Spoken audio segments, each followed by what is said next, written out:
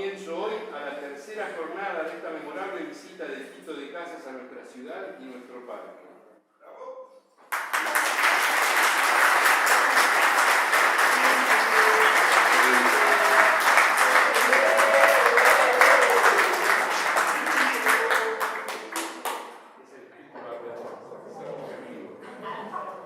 En primer lugar, para nuestro agradecimiento a los compañeros del Partido Socialista por cedernos estas instalaciones para celebrar este acto organizado por los amigos aplicados al Parque Chapalmalal, uno de los 50 parques de estudio y reflexión.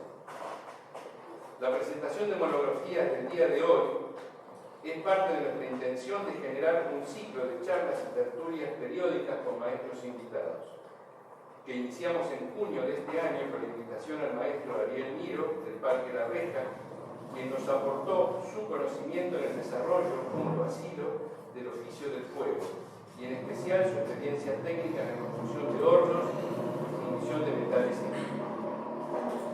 Para la charla de hoy hemos invitado a un maestro del Parque Punta de Vaca, que nos presentará sus dos estudios monográficos, estudios sobre el buen conocimiento en relación con Aura Magna, que es del año 2011, y La Era Axial, publicado en 2012. La primera parte de este acto será la charla del autor, seguida por un turno de preguntas y o comentarios. Luego haremos un intervalo no muy largo y daremos paso a la segunda parte sobre los inicios del siloísmo para finalizar con un ágape.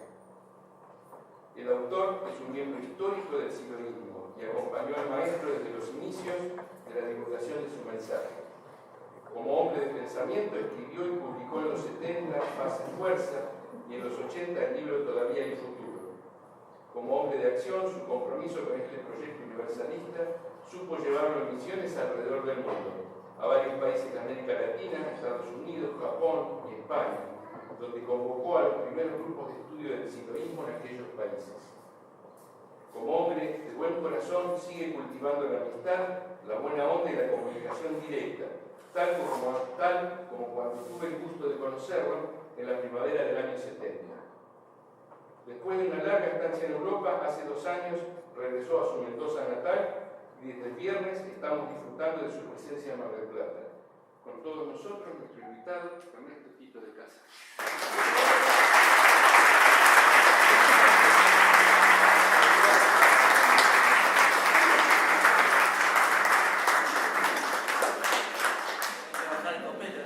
Bueno, no esperaba tanta introducción, te diré. Bueno, estoy muy agradecido de esta invitación porque es muy bueno para uno poder estar con amigos después de tanto tiempo. No me acuerdo cuándo fue la última vez que vine, pero les agradezco infinitamente esto y confío estar a la altura de la situación. Bueno, como ustedes saben, esto va por inspiración, así que si me desinspiro no sé qué va a pasar, pero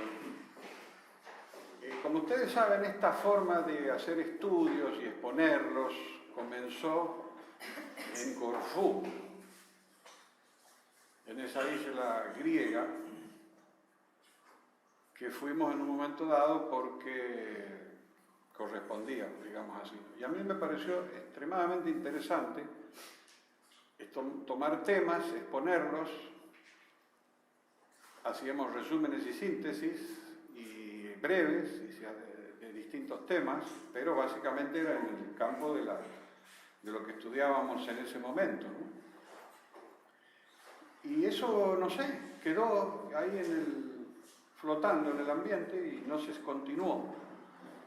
Y para mí fue una gratísima sorpresa que se retomara ahora en los trabajos estos nuestros, porque realmente vale la pena hacerlos, escucharlos, entenderlos, y es como una especie de trabajo personal, digamos, light. O sea, es un diferido, ¿no? Porque uno tiene que estar en tema, se cansa, lo deja, se distrae, vuelve al tema, descubre algo. La parte más interesante es cuando uno descubre algo por sí mismo. Porque claro, uno se pone a estudiar estos autores que tienen 4 tomos de todo, siempre son 4 o 5 tomos, entonces está bien, pero la parte es cuando uno cae en cuenta de algo, fíjate vos, ¿no? Cae en cuenta de algo. Es un petite experience, que ha sido mi caso en este tema. Esa es una cosa que quería comentar. Lo otro es que ayuda a estar en tema porque, no sé si será el caso de ustedes, que a veces los registros finos de nuestros trabajos internos cuestan. Y a veces cuando los tenemos nos queda la duda. De manera que el trabajo interno dedicado es una tarea ardua y esto ayuda a sobrellevarlas y de vez en cuando es como una entrada por otro ángulo, por lo cual es interesante, ¿no? Casualmente sobre ese tema habló una compañera ahora en su monografía, hablando de uno de los... Él hizo una sobre el tema de las formas de un neopitagórico, entonces ella opinaba que me pareció una revelación que estos neopitagóricos que se dedicaron a la geometría usaban esos estudios justamente para estar en tema, porque ellos eran ascetas y practicaban muchas cosas, ceremonias, rituales, ayunos, y practicaban algo que es muy recomendable, no sé si alguno se atreve a hacerlo, que son periodos de silencio. Los neopitagóricos practicaban periodos de silencio, entonces iban silenciosos por todos lados. Yo todavía no me parece que pueda. Y ella opinaba que justamente el tema de dedicarse a los estudios de esta ciencia o presciencias era parte de estar en tema, así como nosotros hacemos monografía. Cito a Susana Rubio. Creo que es muy buena idea esa. Seguimos entonces con estas formas y llegamos a... Claro, las primeras monografías que se hicieron fueron en torno a los antecedentes de las disciplinas. ¡Ja! Y además hicieron estudios de campo con unos viajes increíbles. Yo no me atrevía a semejante cosa, entonces estaba un poco así cohibido. Pero, como ustedes saben, parte importante de nuestro trabajo son los intercambios. Los intercambios he llegado a la conclusión de que son muy valiosos porque te dicen cosas que a uno no se les ocurren. ¿Qué te parece? Entonces uno al intercambiar, el otro te dice algo que ¡pum! Y si no me lo hubiera dicho, a mí no sé, solito, o tardaba más tiempo o no. Entonces hay que ponerse en frecuencias de intercambio y eso me animó bastante, te voy a decir. Primero porque me comentaron lo anterior. Segundo, porque me dicen, bueno, lo podés hacer en 2 partes. Podés hacer estudios teóricos y luego haces los viajes en estudios de campo. Se me abrió el panorama de par en par, porque dije, exactamente es lo que voy a hacer.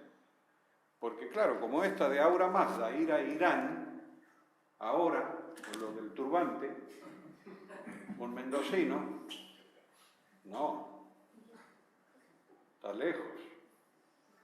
Entonces dije, lo voy a dejar para otro momento. Y comencé a hacer el estudio. Por eso yo prefiero llamarles estudios, ¿no? Ya llegará que se complete con monografía. Y entonces hice un poquito de ¿cómo se dice? Cuando uno rebusca un poco, porque nosotros estuvimos en la India y vimos unos templos de estos tipos. Entonces podemos hacer una especie de estudio de campo retrasado. Y lo voy a comentar porque es una circunstancia curiosa. Y luego en Madrid, cuando yo estaba allí, me dijeron, aquí hay gente iraní, hay una comunidad de iranios o iraníes, y se puede ir a hablar con ellos. Y eso hice. Y claro, ellos son ahora musulmanes. Yo digo, a lo mejor en el consulado, en la embajada, hay algún zoroastriano, pero parece ser que eso es como si, no sé, como si, en fin, son una minoría, muy minoría. Entonces hablé con ellos y me contaron algo, pero este señor me contó un elemento que yo no lo había encontrado en la parte escrita, y me dice, claro, los zoroastrianos, dice, ellos son los del buen pensar, el buen decir y el buen hablar. Ellos predican eso. Y quedé encantado, semejante cosa tan sencilla y tan aplicable. Imagínate si tú practicas el buen hablar. No puedes hablar mal de nadie. Por ejemplo, los que todavía no llegan no podemos decir nada. Algún motivo tendrán. Tampoco podemos pensar mal y no decirlo. Te digo, te pone un enmarque. Le falta el buen sentir. Pero en aquella época quizás en los desiertos no sentían mucho, yo no sé. Pero lo del buen obrar es interesante porque no se puede hacer cualquier cosa, y menos no hacer nada. O sea que lo dejo ahí, pero él lo vi en directo, eso del buen pensar, el buen decir y el buen obrar. Y bueno, ahí me empecé a dedicar al estudio de esta cuestión. ¿Y por qué? ¿Por qué empezamos a hacer este estudio? Tuve la enorme, la gran enorme satisfacción de haber ido a una ceremonia estacional de marzo del 2010 en Mendoza. Que habíamos ido de visita por cuestiones familiares y siempre lo de Punta de Vacas, etc. Entonces fuimos y me dijeron, va a venir Silo, y fue un día estacional potente, fue medio mundo. Y para mi sorpresa se hizo la ceremonia de reconocimiento, esa de que hay que repartir las fotocopias y el otro habla y uno también, que es muy linda porque por fin uno participa activamente, ¿no? Entonces, cuando fuimos llegando, imagínense que vamos llegando por allí, vamos quedando mucha gente allá, y atrás nuestro quedó Silo. Y cuando la que lleva la ceremonia dice, el buen conocimiento, una voz que nos dice, Aura Mazda. Vuelva otra vez, lo vuelve a decir, Aura Mazda. Entonces, imagínate, queda para siempre aquí en el cerebelo, grabado. Así que cuando hubo un recreo y pude conversar con él, le dije, como era un tema que era caro a nosotros, porque lo habíamos visto el Zoroastro más de una vez, él lo ha citado varias veces, y le comenté que sería interesante hacer una monografía, me dijo, dale, hacela, rápido. O sea, mejor no hablar, dices tú, ¿no? Y quedé ahí y digo, bueno, sí, la vamos a hacer. ¿Cómo empezar, no? Y luego, para colmo, el pez muere por la boca, digo, y también estaba viendo esa época tan curiosa de la llamada era axial, ¿no? Que es cuando la otra monografía, si tienen tiempo la vemos, que es cuando empiezan todos los filósofos de golpe, simultáneamente, sin contacto entre ellos, y ahí empezó todo lo que llega hasta el día, y me dice, sí, dice, un tiempo muy lindo. Ya está. Así que, como dijo no sé quién, nos pusimos manos a las obras con esa motivación, y como les digo, me fue muy interesante. Entonces, claro, ¿cómo es esto? La relación que hay con este tema es que este señor, que es el primer profeta, el primer inspirado, él habla en un momento dado de la buena mente, ¿no? que se parece a lo del buen conocimiento. Pero algunas veces otros lo han traducido como el buen pensamiento. Y, en fin, esa era la conexión. Luego nos vamos a ver al libro de él, del tema de mitos raíces, y entonces él textualmente dice, en el clamor del Zaratustra, dice, Zaratustra anunció la recompensa a los que son aptos para la causa. O sea, nosotros. A los que pueden recibir los dones de la buena mente, que está en el interior de cada ser humano. Sin esta aclaración, uno no sabe dónde está la buena mente, si está flotando, porque este señor, entre otros ayudantes que tiene, está el Espíritu Santo, que tampoco sabemos dónde está. Es toda esta época, es así, ¿has visto? Como cuando te dicen el mundo del maya, de la ilusión, ¿dónde está? Afuera, adentro, en el ojo, viene los jueves. ¿Dónde está el mundo, el maya? Esto era lo mismo, pero en cambio aquí queda aclarado, está en el interior de cada ser humano. Y así fue como nos dedicamos a investigar todo este tema que es larguísimo o corto, porque el hombre este fue un inspirado y parece que él o lo escribió o lo contó y lo escribieron después y fue quedando muy poco y son unos himnos muy poéticos, muy bonitos, que no son muchos, son 70, 76, una cosa así. Después hay comentarios. Y siempre está con este tema, ¿no? Pero bueno, para que tengamos una idea, se llaman gazas, con Z o TH, gazas, los himnos poéticos atribuidos a Zaratustra, que... y aquí va a venir nuestra tesis que sostenemos con este tema, porque el Aura Mazda era el Dios, pero resulta que lo traducen de distinta manera. Ahora hay unos carteles allí que uno entra y en inglés dice The Great God, ¿no? El gran Dios, pero en los escritos varios lo traducen como el Señor de la Sabiduría. El Señor de la Sabiduría, o sea que ya el tema de la sabiduría viene de Irán. No sale de Atenas en aquella época. Es muy curioso porque si ustedes piensan que estos señores eran pastores, pastorcillos, en un lugar semidesértico, sufrido, ¿cómo es que se inspiraban de ese modo? ¿Será que el ser humano en un momento dado lo necesita? Es muy interesante ese tema. Entonces, así es como le hablan a este. Y entonces él aclara, este señor aclara, que tiene una visión con el ojo de la mente. Y habla con ese Dios. Y establece toda una reforma, una cosa curiosa, porque en aquella época parece que hacían muchos sacrificios. Yo no sé, ¿no han visto? Siempre se les daba en todas esas épocas que por calmar a los dioses, páfate, una ovejita la ligaba.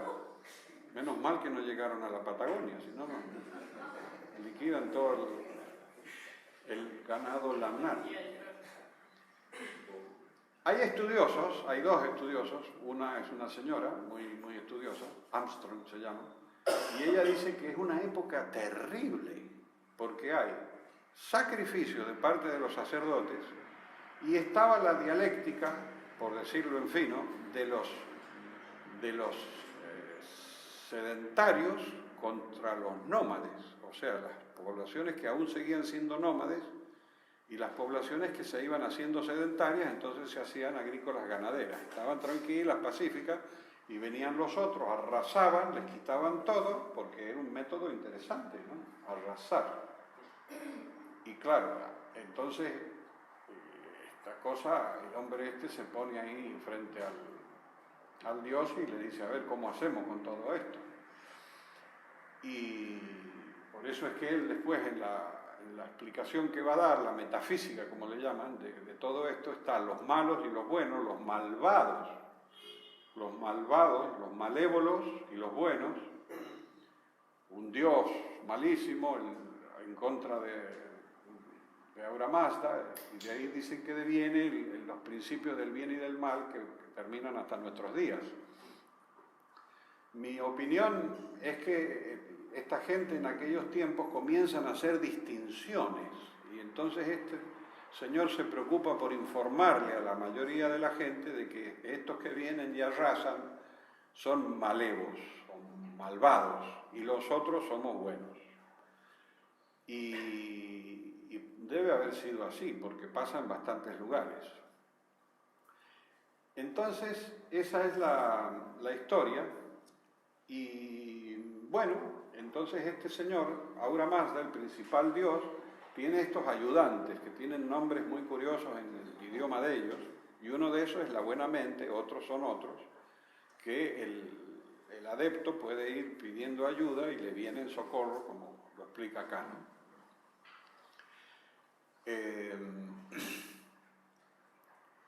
Esa es más o menos la cuestión básica, ¿no? Hay una charla que una vez le consultaron a Silo en el parque de Toledo, qué concepto, qué cosa teníamos nosotros con el tema de los animales, porque tenemos muchas cosas con el ser humano. Y él le cuenta, sí, efectivamente, el maltrato animal es una barbaridad. Y dice, y eso ya lo comentaba Zoroastro, porque en este mito sale que el alma de la vaca se queja de los maltratos que recibe al Ahura Mazda y algo tenemos que hacer. Fíjense ustedes, el alma de la vaca, que simboliza el alma animal una, que los pobres lo sacrificaban por nada, perpetuamente. Entonces este señor se dedica a hacer esta historia, y lo primero que hace es ir a buscar el apoyo, la relación con él. En los escritos dicen príncipes, yo no sé si eran príncipes, me parece que serían como caciques, como, no sé, jefes de tribu, algo así. Y él ve a varios que no le hacen ni caso porque está en contra de los sacerdotes de los cultos de esa época, que se llamaban imagi, y de ahí viene la palabra mago, que eran los que sabían, ellos solos eran los únicos que sabían hacer los rituales. Por eso es tan importante en nuestro caso que se pone el libro ahí y cualquiera puede hacer la ceremonia, para que no empecemos a dar lugar a ningún tipo de privilegiado. Entonces uno de ellos lo recibe y dice, déjamelo pensar, lo voy a pensar, creo, no sé si 2 o 3 días, y estudia todo lo que este señor le dice y dice que sí, que le convence, y es el que primero se convierte al zoroastrismo y ahí empieza, ¿no? Es interesante eso, ¿no? Pero fíjense ustedes cómo esta gente tiene las tendencias rapiditas a ir al poder y que desde el poder los ayuden. Porque claro, cómo se llega a grandes cantidades predicando en el semidesierto ¿no? Así que todo es muy interesante en esta época. Hay un profesor que se llama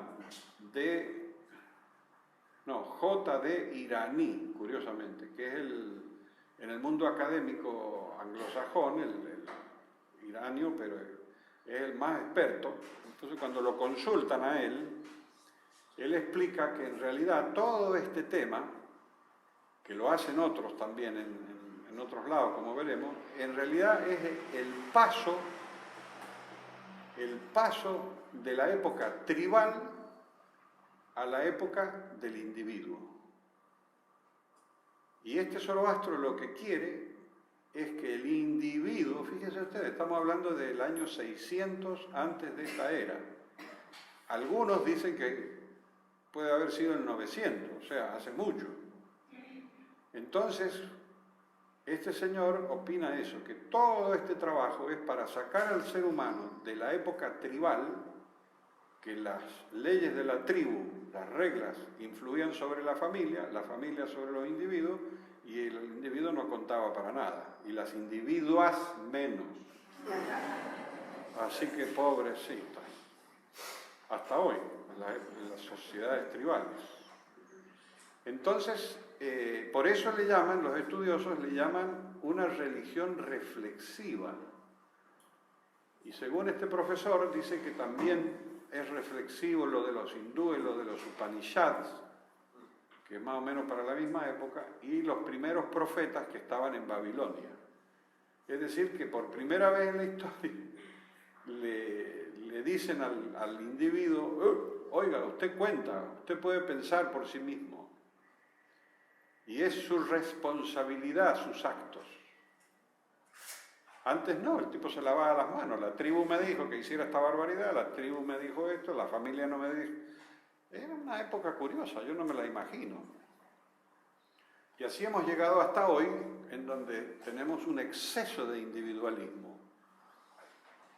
Por eso nosotros estamos tanto con el conjunto y los consensos y los acuerdos, para poner los yoes un poquitito sosegados. Así que esa es la parte que me ha parecido interesante de la reflexión de este señor. Luego este profesor explica mucho que en realidad el principio máximo de esta gente es el tema de la verdad, asha, el concepto de la verdad. Y en las explicaciones que él da es como que, por ejemplo, dice él, cuando se ve una injusticia, ¿no? La gente sabe que es una injusticia. Lo que pasa es que las reglamentaciones, el que dirán, la presión de la sociedad, de las autoridades, dejan que los líos sigan, y siguen, pero la verdad se sabe cómo es la cosa. Entonces alguien en algún momento lo reconoce. Ese momento de reconocimiento es por ayuda de la buena mente, ¿no? Entonces él cuenta un caso que en donde él enseñaba, el rector hizo una incoherencia, y él fue a hablar con él y le dijo, oiga, mire, esto podríamos enmendarlo un poco. Dijo, no, porque hay reglamentos, hay burocracias, esto se decide siempre así, etcétera, etcétera. Y dice, bueno, sí, no voy a insistir. Pero este hombre viene y le dice, no sé si una semana o 10 días después, sabe que tenía razón, usted es lo que dijo. Hemos cometido una injusticia, hemos hecho. Y entonces recapacita y dice, vamos a ver cómo lo arreglamos. Ese, dice este señor, es el caso de que actuó la buena mente. A mí me ha parecido sensacional, porque eso lo registramos, ¿no? A veces uno recapacita. Now and then, de vez en cuando. Y bueno, todo esto les quería contar, ¿no es cierto? Otro tema importante de este hombre es que es lo del juicio final. ¿Han visto eso? ¿Conocen esa historia? Lo del juicio final viene de este tipo. Porque parece ser que este Dios malo con el Dios bueno se está peleando permanentemente, Hormuz y Arimán, el de la oscuridad y el de la luz, pero al final va a ganar el bueno. Pero él cuenta, este profesor explica que eso es en el contexto general histórico, en el contexto de la persona. Es muy interesante, fíjense lo que él dice. Dice que, según esta gente, cuando uno fallece, algo sigue y llega a un puente. Y en ese puente lo paran y le hacen el juicio de las buenas obras y las malas obras, las buenas conductas y las buenas conductas. Y si el platillo se inclina hacia las buenas obras, cruza el puente. Y si no, no lo cruza. Yo me he quedado pensativo. Porque sí, está en esa gente también, pero ¿cruza hacia dónde? ¿Y te quedas de qué lado? En fin, si alguno quiere investigar. Bueno, siguiendo un poco con esto, luego de estudiar más, vemos más coincidencias con lo que nos propone Silo o nos comenta Silo. Porque esa es otra de las ventajas que le he encontrado a hacer estos estudios. Es como eso que se dice un tiro por baranda, o sea, uno va para allá a investigar no sé qué cosa y redescubre y revaloriza más lo nuestro, ¿no? Porque parece ser que nos fuimos a los desiertos y no, retornamos a nuestras cosas. Entonces, hay varios temas más que él nos cita, aparte de lo del buen conocimiento. Nos cita ya en Punta de Vaca, nos dice la sabiduría, no están los libros ni no sé qué, sino que está... ¿Dónde está? Ahí. Entonces, yo sabía que... Entonces, este habla de la sabiduría. Luego, este está todo el tiempo con lo de la luz y la oscuridad. Y entonces, también nos ha explicado que podemos ir por el camino interno, ¿cómo dice? Oscurecidos o luminosos. Fíjate el truco. O sea, según este, hay lugares oscuros y lugares con luz. Y uno siempre es fantástico. Silo nos aclara. Uno puede ir con la luz apagada y darse de bruces permanentemente, o, ¿cómo es que dice? Luminosos, que no es igual que iluminado, que eso te puede ir a la estrella. El enlightenment, no, luminosos. Entonces tenemos el tema de la luz, el tema de la sabiduría y lo del buen conocimiento. Así que tenemos varias cosas en común. Y eso me recuerda a una observación que él hacía muy al comienzo, de que él decía, sí, no, porque siempre estamos haciendo rescate cultural. Mamma mía. Claro, ustedes pónganse en lugar de nosotros, en Mendoza, rescate cultural, piedra, viña, no es muy...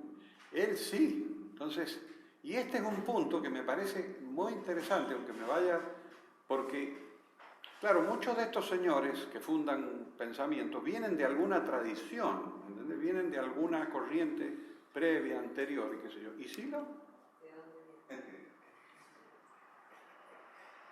Él o viene de todas y las arregla y las corrige y las poda y nos deja una cuestión, digamos, universal, o bien es todo original, ¿no? Porque hay cosas que son dignas de rescatarse. Así que les dejo otra inquietud.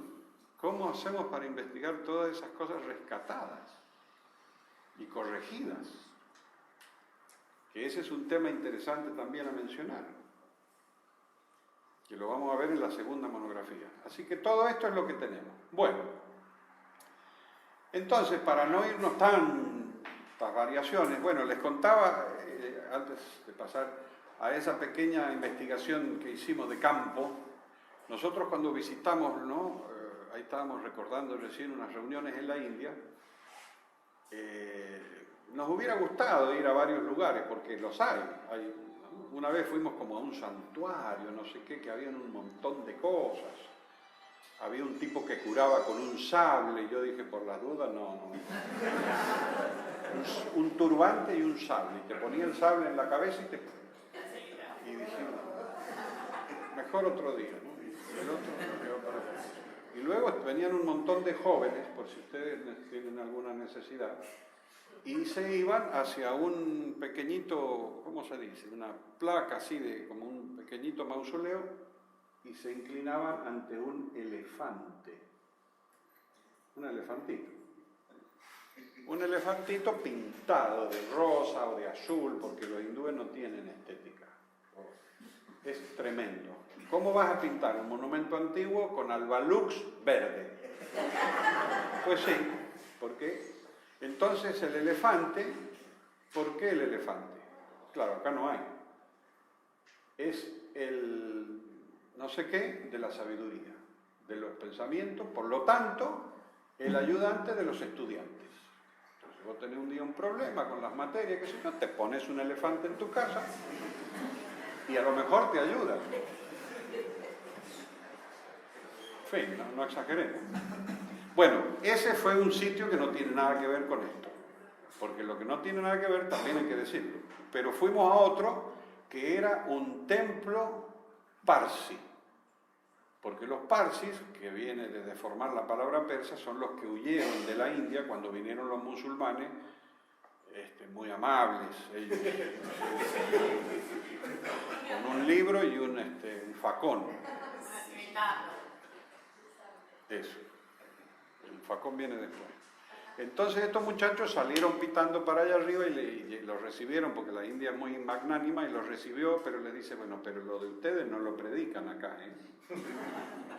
Acá, y por eso se han quedado entre ellos y son un poco cerrados.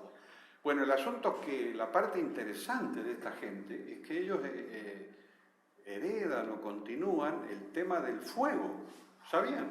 Es la única religión que tiene todavía altares del fuego, lo podemos ver, yo creo que lo traje eso. Es muy interesante porque acá está, ¿se ve atrás mío? Sí. ¿Ve? Ahí hay no me acuerdo cómo se llamaba este señor, creo que era Juan, pero no estoy seguro. Pero fíjense qué lujo, qué bonito, ¿no? Qué elegante, tienen pecunio, ¿eh? Nada, no están como nosotros haciendo mates para construir el templo. Esto tienen ayudantes. Así que, El helado, creo. ¿Cómo? El helado. El helado de la lupa. El símbolo del helado de la lupa. No lo voy a hacer. Entonces, es muy complicado. Entonces, esta gente tiene eso, pero acá viene la parte interesante. Entonces, nosotros llegamos al templo parsi y está cerrado. Y hay una puerta enorme de, ¿cómo se llama?, de hierro, nada de puertita, la puerta tremenda, cerrada. Ahí no se entra. Pudimos abrir por la endija y vimos el fuego allá adentro y eso te anima, pero no pudimos entrar. ¿Por qué? Porque hay que ser zoroastriano, parsi, amigo o pariente de otro. Dadas las circunstancias, no pudo ser. Entonces nosotros volvemos al hotel, conversamos con Silo y le comentamos, mirá, esto es una cosa tremenda, está cerrado, no sé qué, no sé cuánto. Y además todo, hablan entre ellos nada más, porque es una cosa cerrada. Y entonces Silo dice, pero ¿y entonces cómo van a crecer? Y una de ahí le dice, no, es que no quieren. Y dijimos, hay de todo en este tema religioso. Y eso es lo que le puedo decir de mi breve investigación de campo.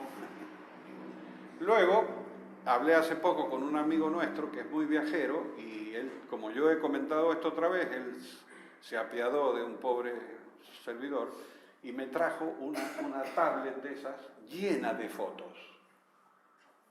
Tuve que trabajar con la envidia 2 meses, porque ¿por qué él puede y yo no? ¿Ves que el universo es injusto? Y le digo, pero entonces vos ahora continúa y completá la monografía. No, porque yo estoy estudiando otras cosas. Bueno, el asunto que me mostró los templos del lado iraní, ¿no? Y ahí sí pudo entrar. Muy bien, te tenés que poner un sombrerito blanco, unas zapatillitas, y viene esta parte que es preciosa. Entonces, ¿ven ese coso de fuego? ¿Cómo se llama? El recipiente. Entonces, esa copa está al rescoldo. ¿Se dice así? Están las brasas. Como los asados nuestros vienen de aquí. No creo. Al rescoldo perpetuo. Entonces, el señor, el interesado, ¿cómo se dice? El que tiene va y le pide a este sacerdote que por favor encienda el fuego, a que ha venido de lejos a peregrinar. Sí, cómo no, ningún problema. Por supuesto, dicen unas frases, unas oraciones que no se entiende nada. Y ahí hay un cartelito que dice, estas brasas están aquí desde hace 600 años. hace 600 años que cuidan las brasas. O sea, se ve que esta gente se va reemplazando. Algunos van o no cruzan el puente y otros se quedan cuidando el fuego. A lo mejor le dicen, usted hoy no cruza, siga con las brasas. Son funciones que te da la vida. Así que eso me ha parecido muy interesante, muy interesante. Y esta gente tiene otras cosas raras, no sé si lo conocían ustedes esto. Esto de las torres de... Mire, eso es un local, que te venía improvisando. No sé bien, mira qué sillitas, ¿ah? Y esas ya son las estatuas, mira que... Bueno, eso son cosas... Acá hay una familia, ¿ves? La familia Pérez. Y ese de ahí, que no sé cómo hacerlo, pero... En fin, esa es la idea que hay, creo que la tengo, ¿no? Aquí están unas devotas, van a tocar las estatuas que quedaron en Persia de lo que no se cayó. ¿Qué gente más? Aquí está, ¿ves? Este parece ser que es el señor Zaratustra con alas. Porque estos inventan varias cosas que nos llegan hasta nuestros días. Una de ellas son los ángeles. ¿Qué te parece? La angelología que le llaman. La angelología viene de esta gente. Y mi opinión de estudioso medio es que es una traducción del tema de las aves. Porque las aves son las únicas que unen la tierra con el cielo. Entonces, claro, vos te ubicás en un mundo primitivo y ves para arriba, para abajo, para arriba. Y bueno, estos hacen algo, no son simples gorrioncitos, son pájaros. Entonces luego agarramos las alas, se las ponemos a otro y este señor también va y viene y entonces eso es lo que se me ocurre. Porque una de las cosas que creo que nosotros tenemos que hacer es ver cómo esta gente ha traducido, de dónde vienen esas traducciones.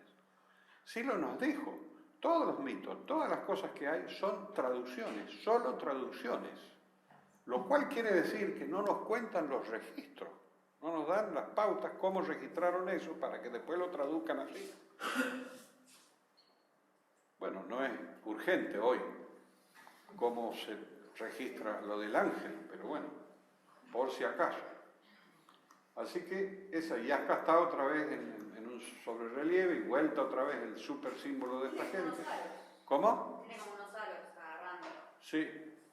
Bueno, y esto es, no sé, otra cosa, peleando contra el león, y sigue el tema, y aquí, este parece que era Mitra, creo, que llega, es un pariente del anterior, de los mitos, que llega a Roma, Roma sigue, y llega a nosotros. Vos fíjate que tiene ahí arriba un sombrerito, ese sombrerito es el gorro frigio, que no sé si... Está en el escudo. Viene de acá. Y acá lo tenemos, ¿ves? Se han inventado una foto, el tipo responde redondito, ¿viste? Gordito, porque se alimentaba bien en aquellos lugares medio con hambrunas. Un turbante, la luz, la barbita. Y bueno, ahí están los zoroastrianos, que hoy hay varias comunidades en el mundo y ahí les gusta mucho. Yo no he podido, acá está, este es un templo, ¿ves? Lo que ha quedado en algún lugar. Y estas son las torres del silencio. Aquí tenemos un problema tremendo con las torres. ¿Han oído hablar de las torres del silencio? Las torres del silencio allá arriba es donde ponen a los fallecidos, a los cuerpos de los fallecidos. Lamentablemente, este amigo me mostró, yo no he podido traerles, porque no vale la pena, porque ya nos estamos yendo del temita, porque esta gente cree que el tema de los cuerpos no se puede ni enterrar, ni tirar al agua, ni nada, porque es impuro. Y al traer impureza al aire, a la tierra, al agua, es problema. Entonces lo ponen allá arriba para que las aves de carroña, los buitres, los de Nueva York, vengan y se los coman. Y entonces allá arriba de esa torre hay espacios así como un círculo, donde pueden ir dejando a los cuerpos. Esto parece ser que viene de hace 9000 años. Entonces estos también hacen herencia, lo del fuego, que el tema del fuego, del ritual del fuego, saben, según me he podido estudiar un poco, fue una cosa muy importante durante mucho tiempo, en los hindúes y en muchos. Y había un señor especialista en hacer el fuego de los rituales. Como, fíjense ustedes qué importancia habrá tenido en el ser humano el descubrir el fuego, que esta gente se ha dedicado a conservarlo. Bueno, entonces esto ya ha sido anulado en Irán, porque es un poquito prehistórico, ¿no? Y bueno, es lo que pasa con las cosas antiguas, que tienen cosas raras. Bueno, y acá este señor va meditando abajo de los cosos persas, y aquí están los hermanos conversando. ¿Ves? Fíjate, estos todos tienen un lío con lo de la pureza, con la de la... ¿Ven? Que se ponen algo aquí para no respirar cosas raras. Bueno, y aquí está. Bueno, amigos, hemos dado un vistazo a esta gente y el punto crucial era ese, lo del buen conocimiento, y para nuestro estilo de vida podemos incorporar opcionalmente lo del buen decir, buen pensar y buen obrar, y en nuestro caso, buen sentir. A propósito, esto me hace recordar una vez, un amigo, no sé por qué, me reprodujo en Madrid una charla que tuvo con Silvio. Esa charla se trataba sobre la maledicencia. La maledicencia, el maldecir, el hablar mal. Es tremendo, le decía Silvio a este amigo. Y este me lo comentaba a mí, y yo ahí escuchando. Yo decía para mí, yo no hice nada. Pero por si acaso. Entonces sí lo decía, dice, oh fíjate, 2 hablan mal de otros 2. Entonces ya hay 4 implicados. Estos 2 le hablan a otros 2, entonces ya hay 4. Estos 4 hablan mal de otros, o sea, son 4 y 4, son 8. 8 hablan mal de otros, a otros 8 son 16. Al poco rato tenés 32. Luego 32 hacen el mismo esfuerzo y llegamos a 64. 64 por 2, ¿cuánto es? Vos que va a la escuela. 128. Y paremos. Motivo por el cual yo he dejado de hacer ese trabajo. Y me he sensibilizado tanto que en cuanto pillo a uno hablando mal de otro, me pongo de los nervios. Porque si uno habla mal de otro, ¿el otro cómo se entera? Si tiene algo que corregir, ¿cómo le va a llegar por carambola? No, es un problema, mejor decírselo directamente. Y vas ganando amigos. No, tampoco. Pero ven que es un tema interesante este. Claro, vos lo llamás a las 3 de la mañana y le decís, oíme, no me convence para nada tu peinado. Además lo estuve hablando con Juan, Perico y Andrés. Por lo tanto, amigo mío, el mal hablar no va. Mejor musa. Ay, cuántas cosas tenemos que aprender. Por eso nos dice él, aprender sin límite, porque è molto. Bueno, volvamos a nuestro tema, que yo lo pongo aquí como una reflexión a considerar. Porque el tema es que este señor, según coinciden todos los autores que he estado hojeando, dicen que tuvo una experiencia espiritual impresionante. Otros, no sé, como el Buda, por ejemplo, está 6 años para aquí, para allá, para allá, al final tiene una cosa. Este no se sabe cómo, un día, ¡pah!, con el ojo de la mente, habla con el otro y escribe en poético. ¿Se fijaron que todos escriben en poético, de modo poético? No escriben en forma ordinaria, así, bueno, mirá, che, escuchame, ¿cómo te va? No, parece ser que los planos altos traducen de esa manera las vivencias. Entonces este señor tiene esta experiencia impresionante y él tiene la fuerza interna de plantearlo y está convencido y lo hace. Son tipos de una tremenda convicción. Y en este caso se echan en contra al clero ese de esa época. O sea que no es que la tenían fácil. Bueno, este señor entonces le pasa eso. Y es eso de lo reflexivo y del individuo. Entonces, podríamos decir que lo que aquí se denomina Aura Mazda es una mención de lo profundo.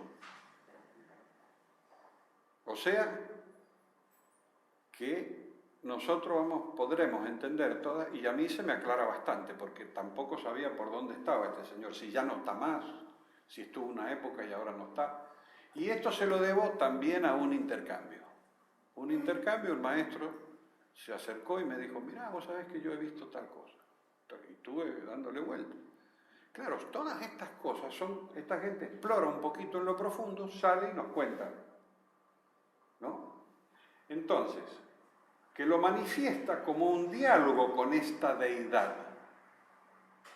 como forma de traducir la experiencia y de comunicarla, de un modo que sea comprensible al público, y más aún en tiempos ágrafos, en tiempos que no había escritura.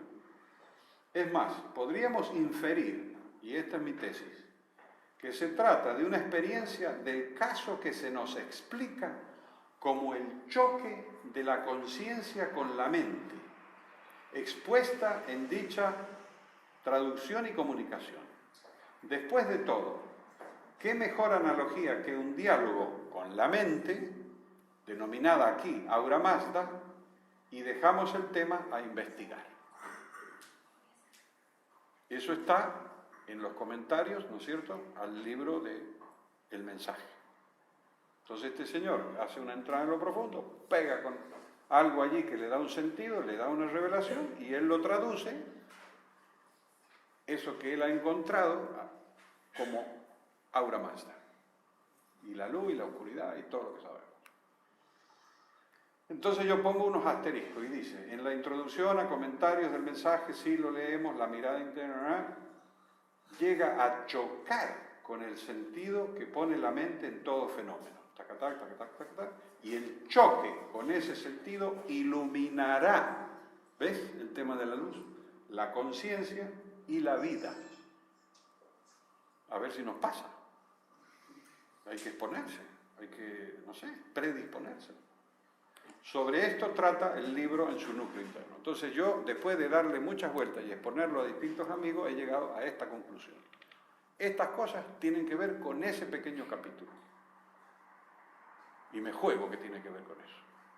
Y lo mismo está en Parménides, que tiene un diálogo con la diosa, ¿viste? Eso que hablan por primera vez del logo, la razón y todo eso, que lo hace la explica Loredana, y también de modo poético.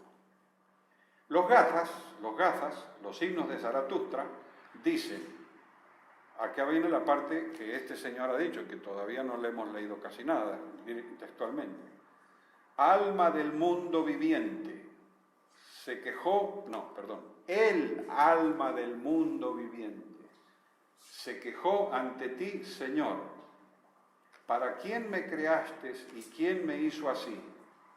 Estoy oprimida por las disputas, la furia, la violencia y la insolencia del poder. O sea, no sé si se parece a lo de hoy, la pasaban fatal esta gente. Y van a este Dios en medio del desierto a decirle, oiga, estamos a ver si hacemos algo.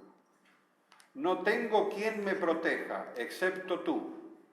Ordena para mí las bendiciones de una vida asentada y pacífica. El sabio Señor y el espíritu de la verdad y la rectitud, es lo de la verdad, hicieron estos solemnes himnos. La bondadosa providencia dio estas enseñanzas para el bienestar del mundo y su recta gente. ¿A quién has ordenado, oh Mazda, para que entregue a través de la buena mente estas bondades a los mortales? Así habló Ahura Mazda. El único que ha escuchado mis preceptos es Zaratustra Spitama. Tenía apellido. A nombre de su creador y de la verdad, él quiere anunciar, escuchen, si les suena, el mensaje divino. Por lo tanto, le concederé, esto es magnífico, el don de la elocuencia. Hay que saber hablar, no puede andar mudo por la vida de los mensajes. Además, y ya está, ¿no? Ya está, yo creo que con eso ya nos quedamos. Es bonito, ¿eh? Sí, bonito. Y luego este señor, este profesor que les dije, hace alusión a Ahura Mazda, que en avéstico, el idioma, el sánscrito de ellos de esa época, es Angra Mainyu. Palabra, esta, Mainyu, que se refiere a mente. Y en la raíz indoaria, que da lugar a palabras tales como mind en inglés y mente en español. ¿Qué te parece? ¿De dónde viene la cosa? Y para terminar, recordemos nuestro buen conocimiento. Aquí estamos. El buen conocimiento nos lleva, a ver si estáis de acuerdo, a la reconciliación. Uno piensa que el buen conocimiento te lleva a estudiar matemáticas. Eso lo hace Rodríguez, ¿no? El buen conocimiento nos lleva a la reconciliación. Qué difícil. El buen conocimiento nos lleva a superar el dolor y el sufrimiento. Nos lleva a humanizar la tierra y con ello al encuentro de un sentido que abre el futuro. Va mal, ¿eh? Así que bueno, amigos, esto es lo que yo les quería comentar sobre este tema.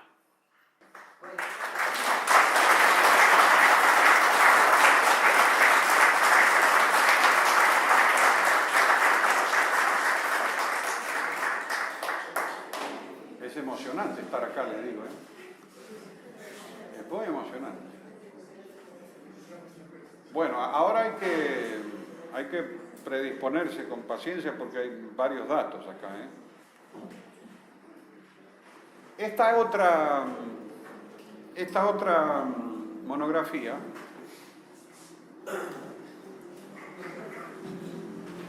mi humilde opinión es que es un tema que todos deberíamos conocer, porque es cuando empieza todo, los filósofos, los pensadores, las religiones, en el siglo VI al III, antes de esta era.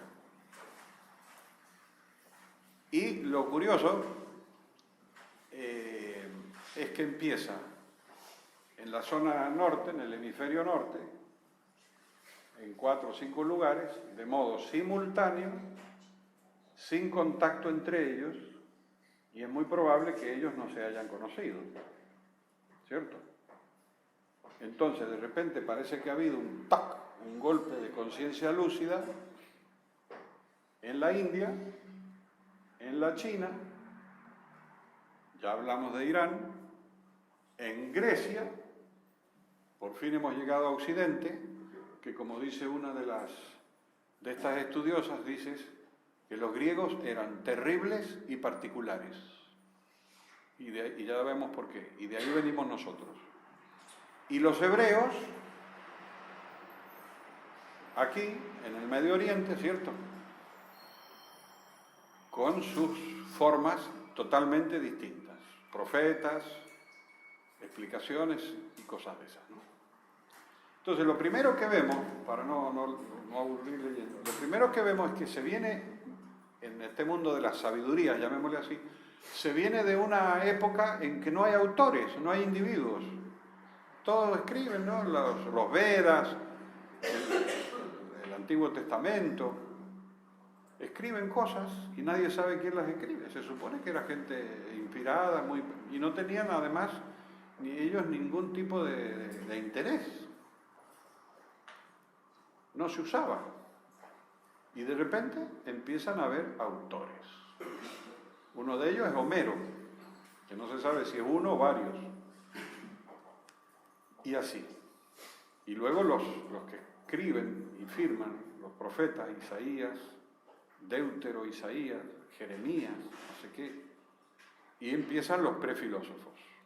Y los chinos, las escuelas chinas. Y lo curioso es que en estas épocas había mucha violencia, había mucho lío, muchas peleas entre reinos y tribus y facciones. El Confucio es un tipo que el pobre queda desanimado en un momento dado porque nadie le hace caso, porque quiere que paren de pelearse los reinos, ¿no? Conocen la historia y se va, peregrina como 10 años por todos lados. Y se llevaban los libros escritos en aquella época, parece que los escribían en unos palitos, como las cortinas esas que... en palitos enrollados, en carretas.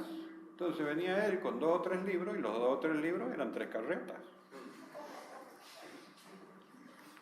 Sí, son cosas que la gente hace. Y bueno, esa es la cosa, ¿no? Hay líos y aparecen los pensadores muy ellos en la convicción, esto es lo que llama la atención, de que ellos tienen cosas que opinar y decirle a los demás, y se esfuerzan en que los atiendan, ¿no? Hay muchos datos, esto es muy grande. Por ejemplo, hay un autor que dice que Lao Tse en China es un poco mayor que Confucio, y los 3, y están los 2 en la misma época que está Buda. Los 3 estos chinitos están pensando en aquella época y no saben que existen uno del otro. Y en esa misma época me parece que en Occidente empiezan los presocráticos, debe haber empezado Tales de Mileto, Pitágoras, todos esos empiezan, ¿no? Y los profetas estos hebreos. Es muy interesante cómo sucede esto de golpe, y luego de golpe se va a apagar. Son 200 o 2 o 3 o 4 siglos, porque por ejemplo en el caso de Grecia, luego los otros filósofos que siguen son de otro estilo. Claro, sigue hasta la Alejandría, Bizancio, sigue, pero ya es distinto. Y lo mismo sucede y surgen las 6 filosofías llamadas filosofías ortodoxas indias. Una de ellas es la que cita Silo en alguna ocasión de la lógica ñaña hindú, una lógica que repiten conceptos y dan vueltas, no sé qué, ¿no? Muy interesante. Así que tenemos estas cosas. Luego, algo que podemos observar es que hay como lo que nosotros hoy vemos casi todo en conjunto, ¿cierto? En aquellos momentos va por separado. Unos descubren una cosa y otros descubren otra. Por ejemplo, los hindúes, sin lugar a dudas, descubren el tema de lo que llamaríamos trabajo interno. No se sabe, hay una teoría, pero ya la comento, que ellos empiezan a pensar que si piensan en sí mismos van a conseguir algo. Y ahí empiezan con eso, ¿no? Algunos señores dicen, algunos estudiosos dicen que les influyó el tema de los monzones, de las épocas de lluvia. Como llovía tanto, se tenían que quedar guarecidos meses, y ahí ya que estamos, se aburrían y empezaron a pensar, no me mires así, dejémoslo de jugar a las cartas, y de repente, ¡pum!, meditemos. Menos mal, ¿no? Porque si no, ¿qué hubieran hecho? Bueno, y estos hindúes son como la flora de ellos, una variedad de cosas, es extraordinaria, porque aparecen unos tipos que van a la selva y se quedan hasta que descubran algo, y si no descubren, no vuelven. Ese es un periodo. Otro periodo, van otros a buscarlos, y de ahí viene la historia de los maestros, de buscar a ver cuál te viene bien. Entonces vas viendo uno de estos que parece ser que para caracterizarse se dejaban el pelo muy largo. Entonces viene uno y habla con uno y le dice, no, no me convence, el estilo tuyo, entonces vos sos muy mandón, me voy a ir con otro más amable. Y por supuesto no habían chicas, hay problemas. Ir a la selva, no. Menos mal que hemos nacido en esta época. El asunto es que vamos aquí, después vamos acá, y, en fin, y mientras que pasa todo esto, en las ciudades sigue esto que te decía del ritual del fuego, que van teniendo avances y se va permitiendo que si se hacía solo en los templos, ahora se puede hacer en la casa familiar. Y de ahí va a derivar que el Señor, el Padre, se encarga de mantener el fueguito y hacer el ritual del fuego, y eso va a derivar a todo el tema del pater familia, y ahora pasa un sotanudo y le decimos padre. ¿Padre de quién? Si no se casó. Bueno, pero eso no quiere decir. O sea, viene todo muy complicado, pero parece ser que viene de aquella época. Lo cierto es que creo que también en Grecia es lo mismo. La familia, el padre, se encargaba de los rituales. Y eso fue muy importante, que no hubo sacerdotes. Un profesor de historia sanjuanino me explicó con acento sanjuanino, yo le pregunté, ¿por qué los griegos han tenido un desarrollo tan increíble y los egipcios no? Me dice, muy fácil, en sanjuanino, que es un dialecto. Había una casta sacerdotal que tapaba. Y si se sabe algo, queda entre nosotros. Y en Grecia no hubo casta sacerdotal. Entonces,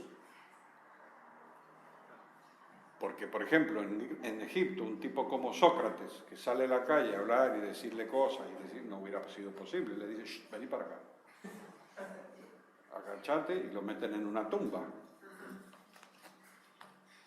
Era un tiempo complejo. Pero bueno, lo importante es esto de que surge en algunos lugares toda esta nueva civilización, y es un autor que se llama Jasper, este alemán, que para nosotros es interesante, Karl Jasper, porque es un filósofo de los existencialistas, y es el de los existencialistas que empiezan a hablar de la trascendencia. Cuando nosotros hablamos, ese vocablo viene un poco de aquí. Mientras Sartre y otros niegan que más allá de la muerte haya algo, ¿no? Qué interesante desde ese punto de vista. Él lo dice claro, lo dice en francés. Rien de tout. Después de la muerte no hay nada. Y te lo digo yo, dice el francés. Y el otro le dice, no, está la trascendencia. Este señor es el que le da este nombre a este periodo que le llama era axial, porque es como si fuera un eje en torno al cual después vamos a pivotar y vamos a dar vueltas y hasta el día de hoy. Entonces este señor, que les decía, tienen todas estas opiniones. Otros estudiosos van a sintetizar, y ya con esto nos podemos quedar, que en realidad las dos cosas que suceden en esta época, en estas culturas tan distintas, son dos cosas. Una, van a venir unos señores a decir, por aquí sí y por aquí no. Qué sencillo. Viene Confucio y le dice, mira, si vas por ahí, problema. Mejor por acá. O sea, señores que se atreven a marcar pautas. El mismo Zoroastro lo dice. Esto es la buena mente, por acá los malvados. ¿No? Y otra cosa que hacen es reducir lo múltiple a lo simple, o más o menos simple. Entonces, eso se ve muy bien en las religiones anteriores con 250.000 dioses. Cada fuercita, cada cosa que veían era una entidad, era una cosa, ¿viste? Entonces vienen estos y dicen, no, momento, pará, reduzcamos. Entonces, la primera gran reducción es la del taoísmo. Yin, Yang y Tao, que no se sabe lo que es, porque Yin puede ser una cosa y después a la tarde puede ser otra cosa, y el Tao es vacío, pero también puede ser un centro, en fin, que es interesante. Pero ellos, los chinos, que a su vez desarrollan esos caracteres tan numerosos, Fíjense que leí que cuando hay uno que hace una síntesis de caracteres, un rey, dice, nos vamos a quedar nada más que con 10.000, 12.000, porque son... ¿Y cómo recordás eso? La época en que yo vivía en Japón me desanimó bastante el tema, porque me decían que yo para leer el diario y leer la misma noticia de siempre, me tendría que haber aprendido 3.500 dibujitos de eso. Y esos dibujitos no se pueden hacer como la letra nuestra. ¿Has visto que cada uno tiene una letra? Ellos no, tienen todos la misma letra. O sea, si un símbolo se hace así, así y así, no podés hacerlo así, así y así. No, te mandan en la escuela y te dan por la cabeza hasta que tú lo hagas todo igual. O sea que van uniformando a la gente y dándole un alfabeto.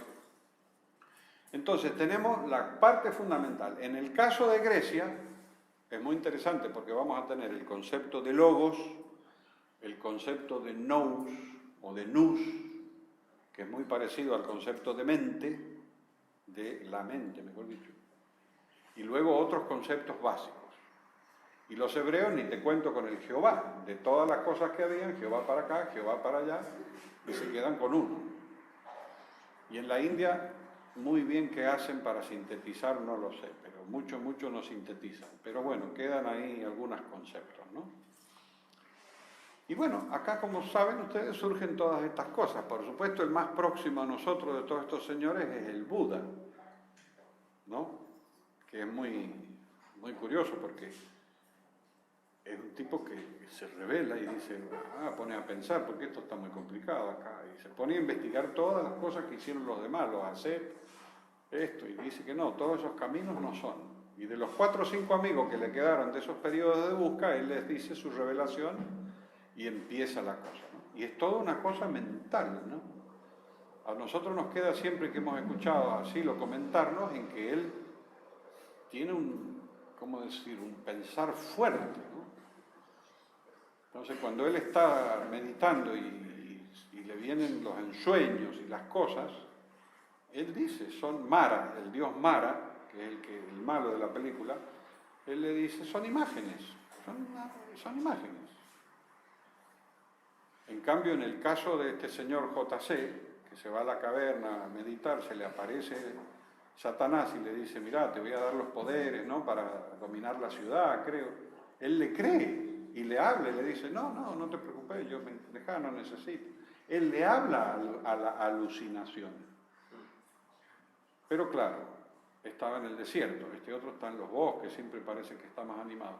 Y así podemos dar una de combinaciones que hay que son increíbles, cómo esta gente ha ido pensando una cosa, otra. Pero básicamente lo que nos queda de todo esto es esto, el tema de reducir lo múltiple a lo simple y el de dar pautas, ¿no?, una tras otra. Y son pautas muy curiosas porque, por ejemplo, estos tipos, los hebreos, ustedes saben, los llevan los asirios, creo, a Babilonia de esclavos o siervos, etcétera, ¿no? Y en el libro, en el texto que hace, que se los recomiendo mucho, que hace Silo, con el que se llama el Estudio del siglo XX, que lo hace cuando es todavía estudiante, creo, a los 24 años, es una síntesis maravillosa. Él explica y dice, y podemos aceptar una cosa así, de que el desarrollo de los hebreos se hace en su periodo de servidumbre, cuando están esos 500 años en Babilonia. Y claro, ven a todos los otros, todas las cosas que hacían y dijeron, bueno, aquí nosotros, pequeños pastores, se encontraron con una cosa riquísima y afortunadamente la cambiaron, porque los babilonios tenían ciclos, como dicen los investigadores, indecibles. Miles de años, no sé qué pasaba, y después venía otro dios, otros miles de años, no pasaba nada. Esto no, lo arreglaron en 6 días. Y allí no descansaba nadie, salvo el rey. Esto dice, no, un día descansamos. En fin, una serie de progresos, pero solamente quería ilustrar que hay un tal Jeremías, creo, que es profeta. A mí me gusta esto de los profetas, porque los profetas son gente como nosotros que se inspira un buen día y le empieza a hablar a los demás. Así, por las buenas. ¿Qué te parece? Así, buenas. He tenido esta visión. No, no me vas con eso. No, que tengo una visión, que te digo que tengo una visión. Y tanto darle al canto lo escuchaba.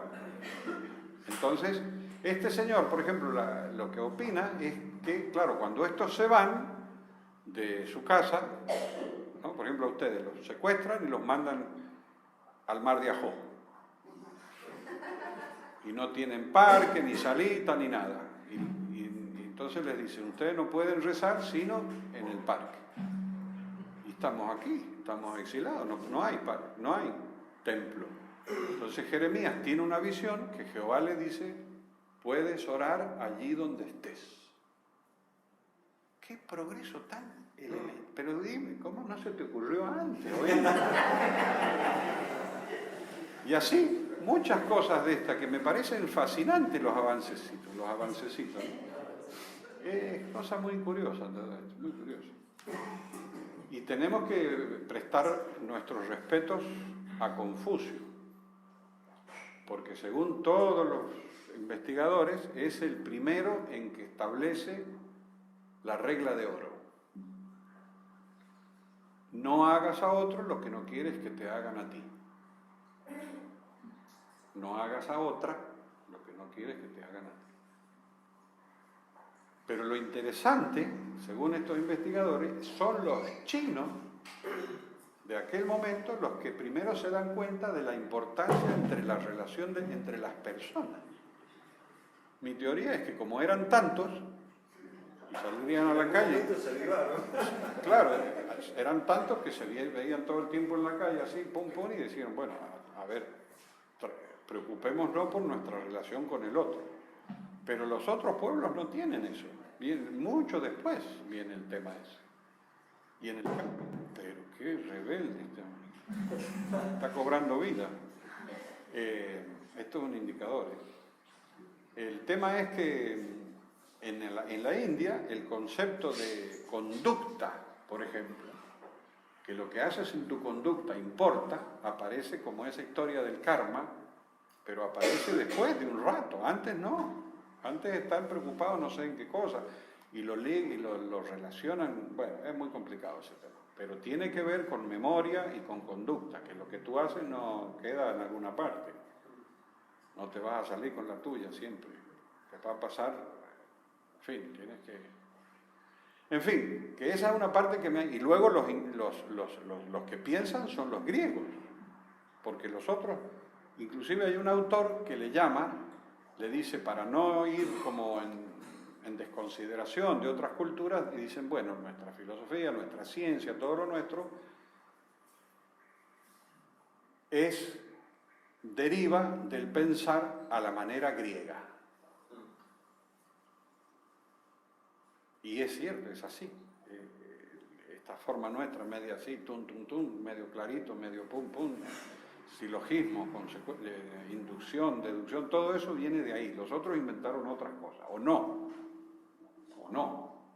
que es lo que nos explica Silo en este estudio del siglo XX, en donde los hindúes, con todos los Vedas y el Ramapada y los Upanishad y el Ramayana y todo eso, no descubren el acto del pensar que detiene al tiempo. Es todo móvil, no pueden detener. Entonces, al no poder detener, no entienden. Entonces son ahistóricos, no tienen historia. Parece que todo es un eterno presente, inclusive hoy. Y es el caso de los griegos, al hacer esto, que también tiene sus desventajas, el haber detenido las cosas cuando en realidad todo se mueve, es lo que permite el teknos, dice el negro. El teknos, o sea, la técnica. Es interesante. Nosotros pensamos que va a llevar a otras cosas, pero es a la técnica. Te ponen a pensar, detienen todo y dicen, a ver cómo es esto, y una palanquita. Y él nos contaba a veces, ¿cómo es posible que a esta gente no se les haya ocurrido hacer una palanca? o 2, y siguen, con 2 o 3 descubrimientos por siglos. Entonces, esta es a grandes rasgos, todo lo que más o menos se va viendo en esta era axial que dura 2 o 3 siglos en distintos lugares. Y podemos darle un vistazo un poquito más así, ¿no? Dice, por la lectura vemos que sucede en el hemisferio norte entre los paralelos 20 y 40, en la época de los siglos 6 y la 2 de esta era. La simultaneidad de los fenómenos, la independencia y no comunicación entre los puntos, la lucidez y la inteligencia antes no vista. El surgimiento de todo esto aún hoy es una incógnita, porque en las regiones donde hubo desarrollo, que es en el Éufrates y el Tigris, con todas esas civilizaciones y esas culturas, y en el Nilo, no. Tienen cosas muy interesantes, pero no hay estos pensadores ni estos individuos. Se da en periodos interguerras. Los valores e ideales que se destacan en las corrientes que surgen, aunque hay casos en donde surgen fenómenos, pero lejos de los ideales. Este es un tema. Claro, esto es dispar, porque están con guerras y inventan una cosa positiva, pero no toda la gente participaba de esos valores, ¿no? Y luego, además, en los grandes líderes que hacen todas estas cosas, hay errores. Hay un autor que le llama los grandes errores. Por ejemplo, los griegos continúan con la discriminación de la mujer, con la esclavitud, les parece normal, y los otros con no sé qué otro chiste, y errores en la concepción de la presciencia que surge, que siguen hasta el 1500. Con la tierra en el centro y un montón de cosas, y los tabúes y los reglamentos y muchas cosas. Por eso yo digo que también es un tema que tiene que ver con la cuestión de lo profundo y con la conciencia inspirada, obviamente. Son tipos que se inspiran. Imagínate, un Platón o un Buda es como mínimo. Y yo digo que son inspiraciones parciales. Son parciales porque un poquito por ejemplo, el Platón se cepilla los rudimentos de democracia y propone una especie de filosocracia, el gobierno de los mejores. ¿Quiénes son los mejores? Entonces hay muchas cosas de estas que son complicadas. En el mismo caso del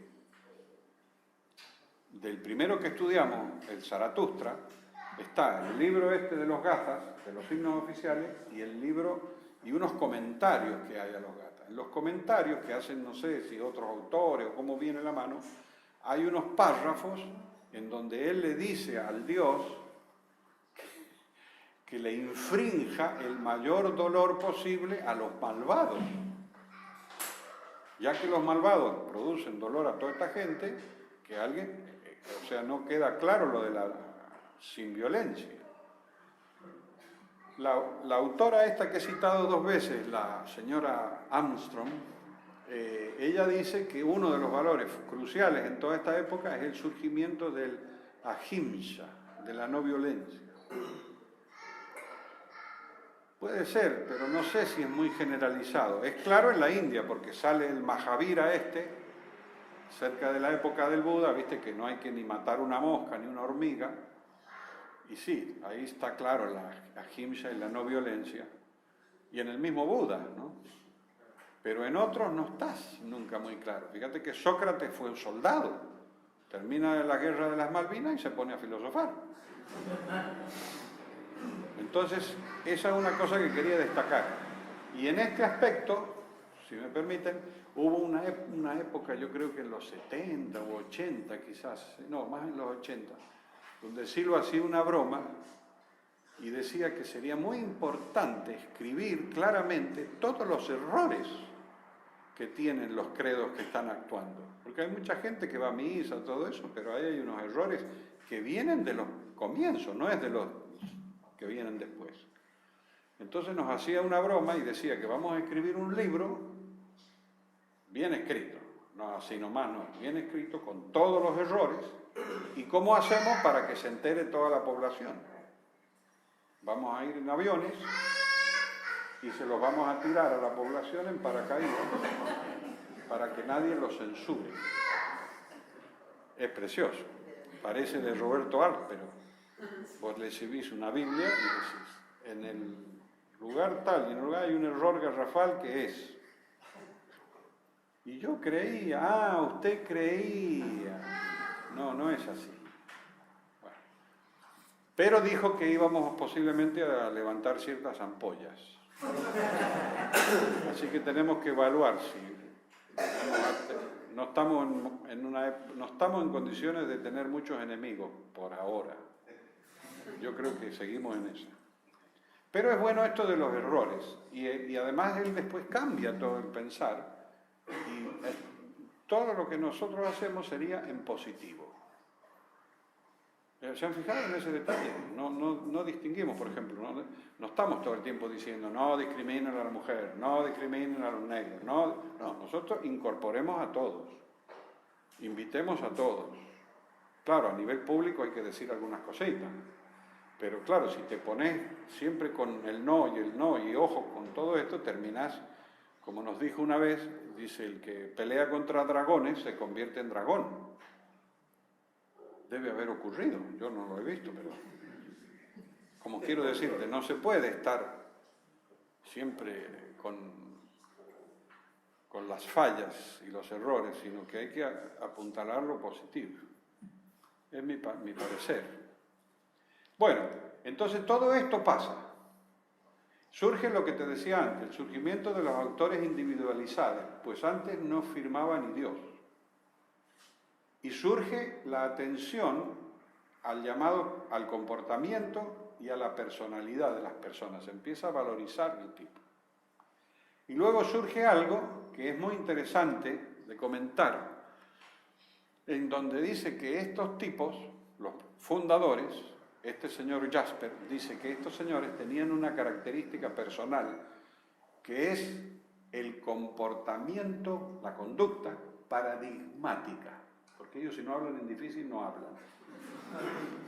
Paradigmático quiere decir que sus valores, sus posturas, sus credos lo llevan a diario en la conducta. ¿Me entendés? No es que de 9 a 5 están en la oficina y de 5 a 9 predican. No, tipo el Buda sale al amanecer después de no sé qué, sale a caminar y empieza a decir el noble y alto y presendero, las 4 verdades, y se va al otro pueblo otra vez. Entonces este tema es muy interesante porque ¿cómo vamos a hacer? ¿Cómo vamos a hacer para tener una conducta? ¿Entendés? Un comportarse que el otro te capta y tú ya eres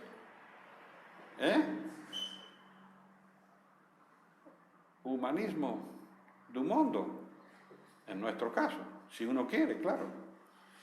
Luego, este señor que les comenté antes, este es un tema importante, este señor que les comenté antes, de iraní, el profesor, dice que según Max Weber, que es uno de los primeros sociólogos, dice que esta gente se hacía respetar, se hacía apreciar, porque tenían carisma, que es un tema a discutir, que el negro muchas veces nos dijo que es algo de lo que se habla y no se sabe lo que es. Pero bueno, tienen llegada a la gente. Pero acá viene la variante que opinan estos pensadores.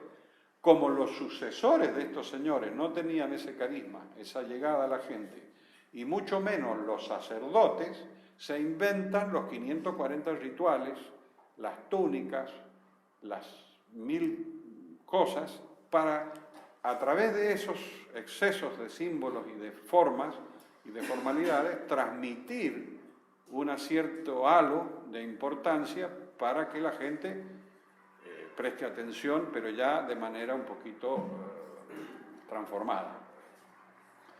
Así que le dejo todas estas inquietudes, ¿no? Y bueno, y aquí seguimos con todo esto. Por supuesto que lo que más se quiere limitar en esta época es lo sacrificial. Si aquel señor se especializó en cambiar de lo tribal a lo individual, también se quiere quitar los sacrificios. Que eso, en el caso más claro, es en la Biblia con don Abraham, ¿no? Que tiene que sacrificar el chico y viene una ovejita, pero siguen con la ovejita. Entonces parece que esta época era tremenda con ese tema. Entonces tienen que ponerle freno a eso. Y luego, pero siguen los errores. Por ejemplo, un autor, disculpen que vuelva al tema, dice que los griegos son tan malos con las chicas que el caso más eficaz y más evidente es el de Pandora, y le llama el efecto Pandora. Para mí Pandora había sido una mujer excelente, ¿no es cierto? Que abre la caja y guarda la esperanza. Sí, pero es que abre la caja y salen todos los vicios.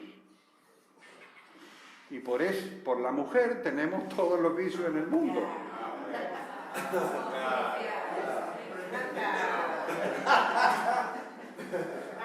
Eso dicen ellos, que ese es un gran error de los griegos.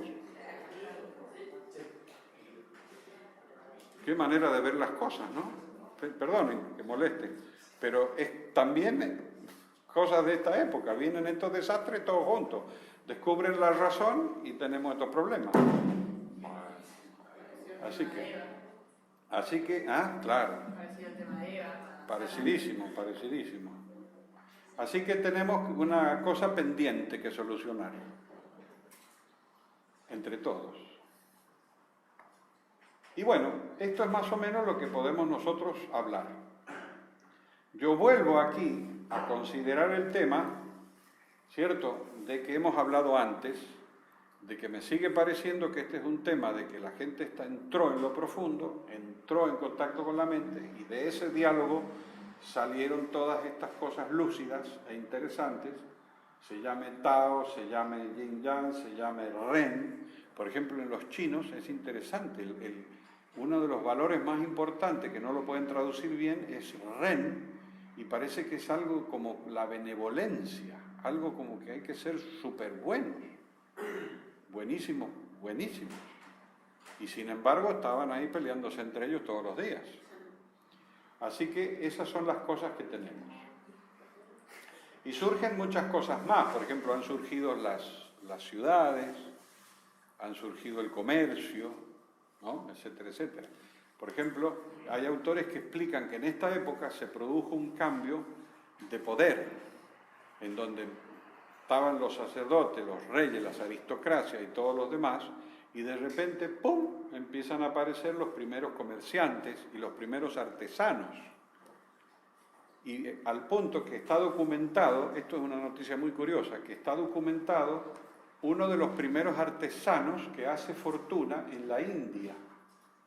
Porque este muchacho, que era muy listo, fabricaba cuestiones de cerámica o alfarería, no sé, porque si no no podían tener los líquidos, ¿no es cierto? Y se los pone en su barquito y sube el Ganges y los empieza a vender a todos los pueblos que estaban por ahí que no tenían esos avances. Curioso que esté eso documentado en alguna parte. Entonces este señor iba, hacía eso, volvía, bajaba y entonces iba teniendo un capital y hacía más vasijas y etcétera, etcétera. Pero ese es un indicador de que también en esta época, si bien van a surgir estos grandes fundadores, en realidad la sociedad ha producido un sacudón. Entonces ya no está la línea vertical clara de reyes, sacerdotes, aristocracias, y esto es así, ¿no? Se produjo un movimiento y entramos ahora con esto. Eso es lo que podemos comentar. Y bueno, eso es lo que les digo en la síntesis. Y para no hacerlos más largo y terminar esta parte,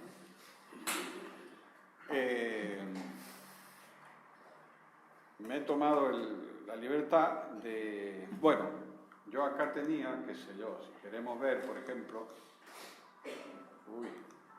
no sé, algunas imágenes Ve, acá tenemos imágenes actuales del Buda.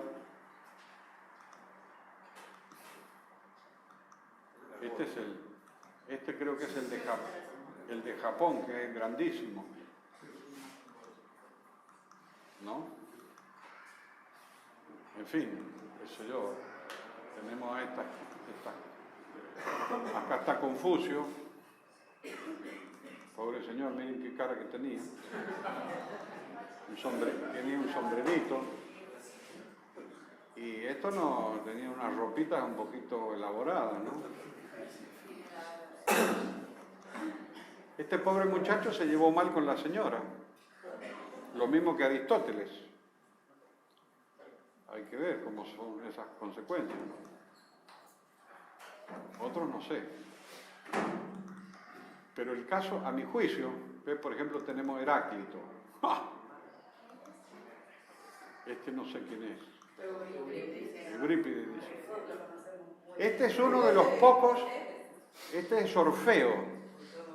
Y dicen que es uno de los pocos que con ese asunto de amor a los animales y que les cantaba ¿no? Y el amor de las melodías, es uno de los pocos casos en Grecia de tipo pacífico, de buena gente. Los otros dioses eran un poquito complicados. Bueno, y aquí está todo esto. En fin, no sé si ustedes ven ahí lo que dice. Aquí hay otra cosa. Este no sé quién es. ¿Quién es? ¿Quién? Tales de Mileto. Tales de Mileto. Este era un gran comerciante. Estos eran tipos completos. Y entonces resulta que como predijo un eclipse, el primer eclipse, le tenían todos un gran respeto. Entonces todos le compraban las aceitunas y el aceite a él. ¿Qué es eso? Abuso de autoridad. Y aquí está. Sócrates.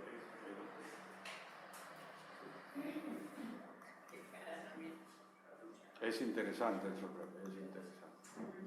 No sé quién es. Aquí está, Platón. Pero me han comentado algo que no me ha gustado nada, porque ustedes han oído hablar de Demócrito, el de los átomos. Bueno, no fue muy anterior a medio coetáneo de esta gente. Y los autores que estudian estas cosas dicen, ¿cómo es que de Platón se tiene todo y de Aristóteles y de Demócrito no? Porque era política. Capaz que le rompieron todos los libros. ¿Eh? Lo protegía el ejército, o algo así era. En cambio el otro que no era, no. Así que mirá vos cómo son las cosas, en todos lados se cuecen habas. Y acá está Pitágoras, que por comer habas, no comía habas. ¿Saben la historia?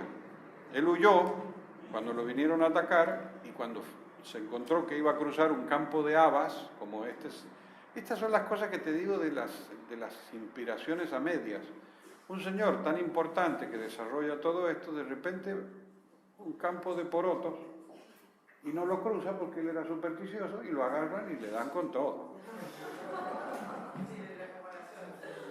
Según dice la historia. Y otra vez. Aquí. Bueno, tenemos muchísima gente, ¿no? Pero lo extraordinario de estos griegos es que, tú fíjate, estos tipos desarrollan la y la filosofía, los vestigios de la democracia y el teatro. Sófocles y todos esos vienen de aquí. Que los otros días en una reunión tuvimos una pequeña discusión, porque parece ser que en Mendoza en un momento dado hubo una reunión, una estacional, y claro, la gente planteaba problemas y cosas. No sé, ¿aquí sucede? No, ¿ves? Son cosas de allá nomás. Entonces, él les dijo,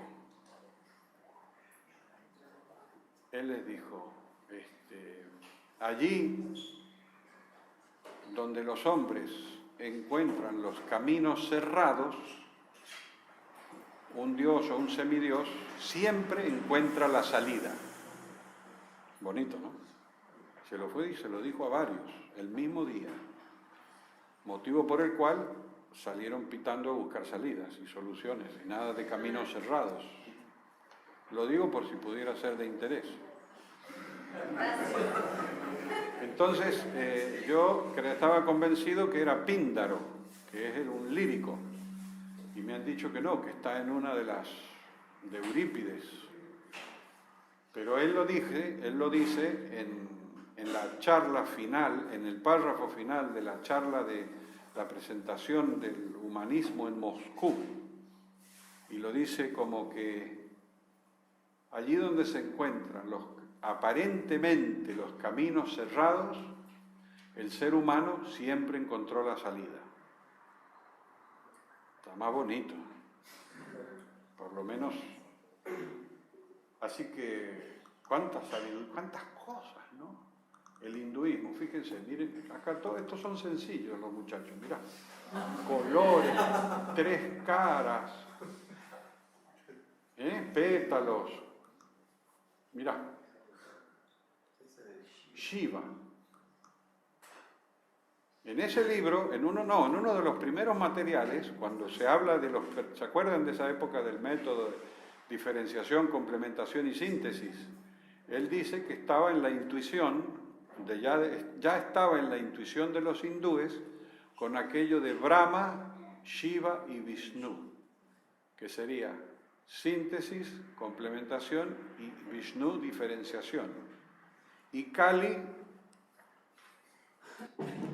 otra que diferenciación. Por eso yo no voy a la India. Después no podés volver y mirá, 4 brazos. En fin, era gente que pródiga en alegorías, ¿no? Y acá tenemos a los antecesores nuestros, que no se sabe este simbolito bien de dónde viene, algunos sabrán, y el Torá. Que esta es una de las cosas más misteriosas de la historia, ¿no? Porque según Ortega y Gasset, hay 3 pueblos que existen hoy en día, que vienen de la antigüedad tal cual. No, 4. Los hindúes, los chinos, los hebreos y los andaluces. Lo dice Ortega y también Gasset.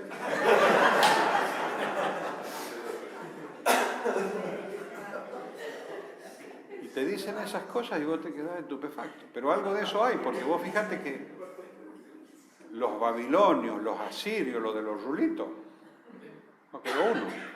Los sumerios menos. Los hititas, los casitas. Muchos pueblos han desaparecido. Es curioso eso, ¿no? Y por ejemplo, cuando uno dice los chinos, en realidad es una etnia, los Han, según he leído. Las otras etnias, no sé, andan por ahí, pero no en tantos números, ¿eh?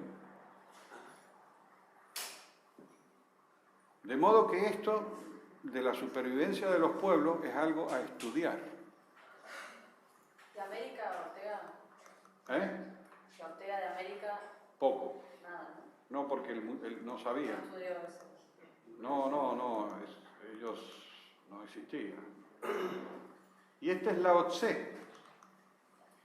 No, Ortega, conoces, lo único que dice en algún momento es que de los Andes va a surgir un ser importante de la unión de un titán con una criolla, no sé qué, no sé cuánto. Porque siempre de las zonas de montañas han surgido cosas importantes. Más o menos, acá viene este señor que me parece fantástico. Y el negro lo cita a él. ¿Han visto ese vídeo que tiene con un periodista en la reja, un periodista de Buenos Aires, ¿no? Al final lo cita, que todos se dan ínfulas y dicen muchas cosas. Y uno dice, uno es como decía Lao Tse, un poco estúpido, no sabe nada. Todos saben todo, están seguros de sí mismos. Sí, todo, exacto. En ese libro sí lo dice una síntesis como que China ha quedado las formalidades de Confucio, de todas esas cosas que él creó y qué sé yo, como por encima de la sociedad, y el taoísmo como místico, porque es una cosa más mística, por abajo. Y otros explican que en realidad esta cuestión que todavía sobrevive, uno se queda estupefacto. Yo estuve en Taipei, y claro, apenas llegas, vas a un lugar y resulta que hay un templo taoísta enorme, unas columnas rojas así, el símbolo famoso aquí, y ahí se podía entrar, mira, se podía entrar, y cuando voy a entrar, veo una señora que llega y se inclina, y hay un señor ahí, y le tira en los palillos chinos, ¿viste los palillos chinos? Pero grandes, unos palillos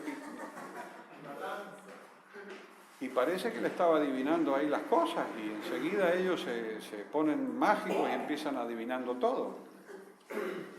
Es tremendo.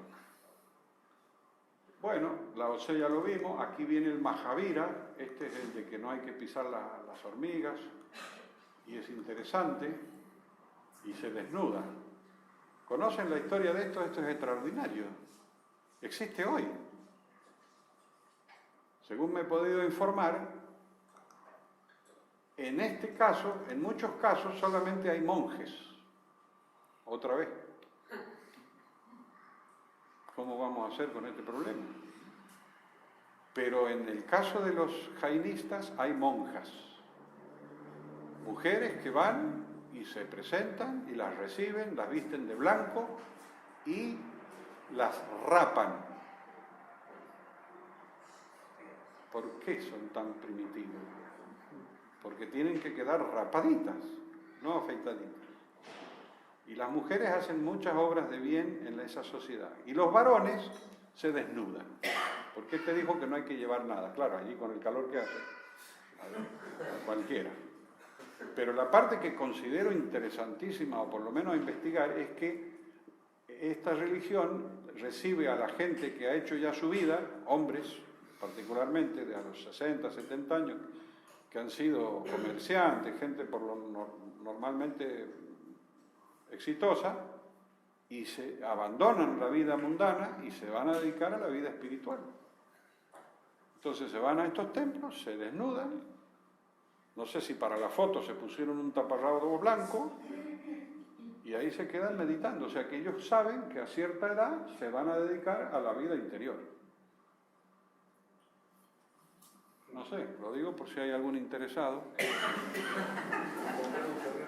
Podríamos conversar con... Bueno, aquí sostenemos lo mismo que explicamos antes del tema de lo profundo y aquello que me parece importante. Entonces ahora, para terminar, ¿cierto? Porque ya lo del Zaratustra lo vimos y esas fotitos más o menos hemos visto un poquito todo eso. Entonces yo les voy a participar de algunas frases solo de estos señores fantásticos. Una que he ido encontrando como el hilo que les decía ayer, esas cosas que te resuenan, ¿no? Las vas uniendo, y esto lo fui haciendo a través del tiempo. No son muchas, podrían haber, me imagino que habrán más. Entonces, Ortega y Gasset en un libro comenta que él comenzaba sus días diciéndose por las mañanas algo que leía en un versillo del Rig Veda. Señor, danos la sabiduría. Señor, danos la alegría. Eso es empezar el día. No con las noticias que se mataron a no sé quién en la esquina. Señor, para el televisor. Esta es preciosa. Nos documentan que Confucio decía al respecto de la regla de oro que había que practicarla todo el día y todos los días. Repetía, todo el día y todos los días. Yo les comento, lo he intentado. Cuesta, te digo. Pero si alguien se siente inclinado,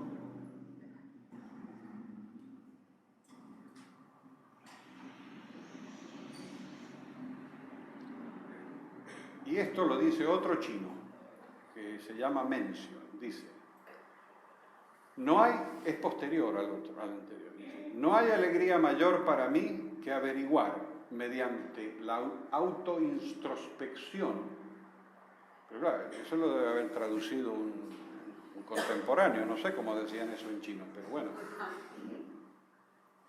No hay alegría mayor para mí que averiguar, mediante esa introspección, que soy fiel a mí mismo. Tipos tienen cosas sencillas, ¿ves lo que te digo? Y también decía, haz todo lo que puedas para tratar a los demás como te gustaría que te traten a ti. Y averiguarás que es el camino más corto hacia la benevolencia, el Ren, ese ideal de los chinos, Mencio.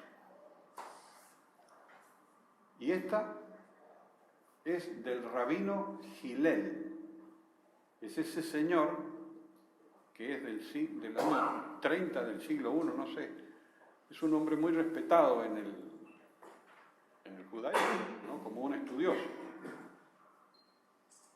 Y dice él que todo el Torá no sería más que un desarrollo de la regla de oro.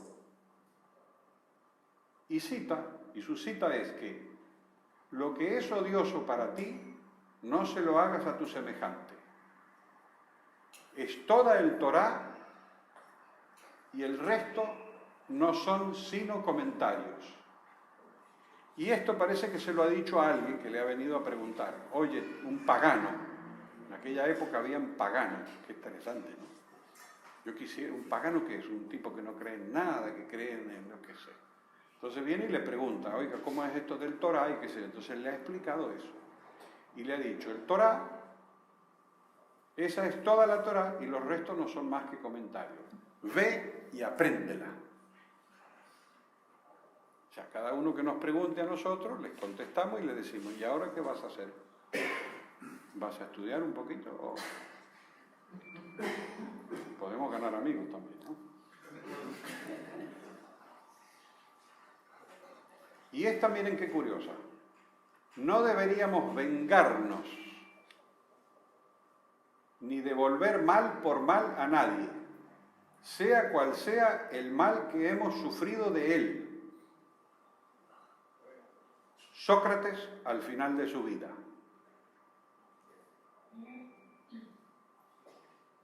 Uno no piensa así. Uno piensa que al final yo voy a ir y ver a cada uno. Escúchame, ¿por qué hiciste eso? Siendo yo... No se puede. No hay que vengarse ni devolver mal por mal a nadie. Creemos en una justicia muy punitiva. ¿Nosotros? Ah. Y esta es una perla. A ver qué les parece. Una corta historia sobre lo que enseña el Buda nos dice que una pareja de posición noble, muy compenetrados entre sí, se había acercado al Buda y a su comunidad en cierto momento y le comentan al Buda y le dicen: estamos en todo de acuerdo con tus enseñanzas, con tus nobles verdades del óctuple sendero y demás, pero respecto a la disolución del yo, que en esa lengua se dice anatta, preferiríamos conservar nuestros yoes.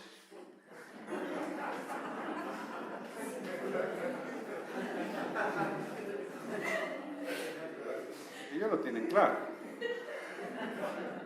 Y entonces el Buda le responde: bien, si prefieren conservar vuestros yoes, pueden hacerlo, pero tened en cuenta que no interfieran con los yoes de los demás.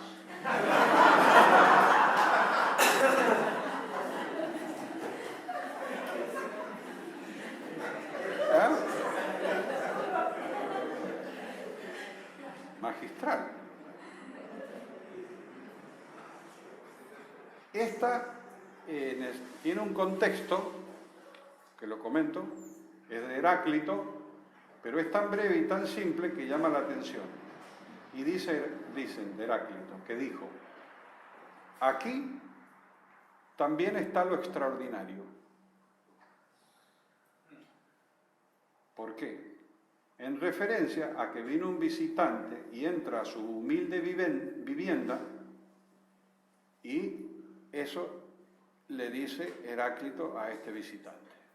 Aquí también está lo extraordinario, implicando que lo sagrado, paréntesis, lo extraordinario, no solo está en los templos.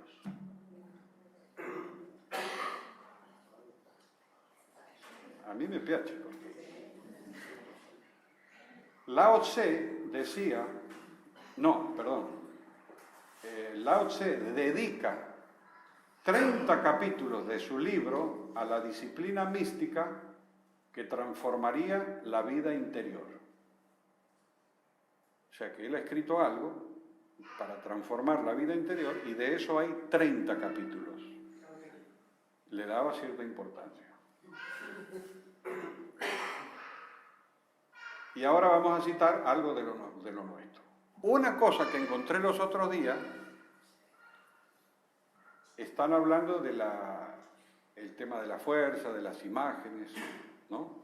Y hay una recomendación que él da de cargar imágenes positivas para el pedido y para el agradecimiento. Y que esas imágenes positivas tienen que ser contrarrestar bastante la situación de la que estamos pidiendo. ¿No es cierto? Enfermedad, pedimos salud, o sea que, pero lo que destaca ahí es las imágenes, cómo con las imágenes bien buenas, cargadas, vamos a manejar la energía del interior. Y dice, la liberación y el manejo de la energía psicofísica es una de las cúspides del trabajo interno. Ahí queda eso. Y lo último que he puesto dice, Silo, entre otras cosas, nos decía, este es un trabajo que tiene que ver con uno mismo, pero sobre todo con los demás. Hay pues que querer a la gente, de otro modo no es posible hacerlo. Y los dejo con todas estas páginas.